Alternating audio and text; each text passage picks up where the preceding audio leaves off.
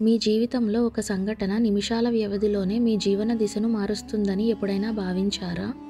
ఇదే ఘటన శాక్యరాజు సిద్ధార్థుడిని బుద్ధుడిగా మార్చింది. సిద్ధార్థుడు విలాసభరితమైన జీవితం గడిపిన యువరాజు.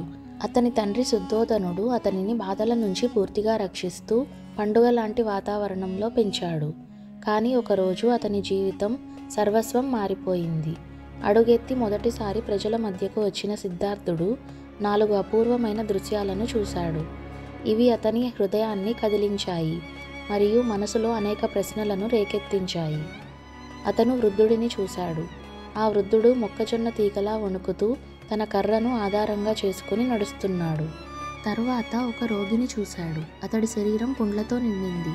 నరకం అనిపించే బాధలో కూరుకుపోయాడు. ఓ శవయాత్ర చూసి శరీరంలో ప్రాణం లేకుండా నిశ్శబ్దంగా ఉన్న శవాన్ని గమనించాడు. చివరకు తక్కువ వస్త్రాలు ధరించిన ఒక సన్యాసి ప్రశాంతంగా తోటలో నడుస్తూ కనిపించాడు.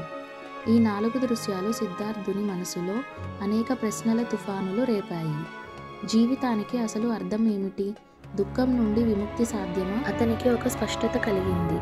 భౌతిక విలాసాలకు ఒక పరిమితి ఉన్నదని, నిజమైన శాంతి ఆధ్యాత్మిక సత్యాల్లోనే దాగి ఉందని. జీవితం తాత్కాలికం, కానీ జ్ఞానం శాశ్వతం. మనందరికీ నిజమైన శాంతి మేల్కొల్పే శక్తి ఉంది. మీరు సిద్ధార్థుడిలా జీవితపు లోతులను తెలుసుకోవాలనుకుంటున్నారా? ఆలోచించండి.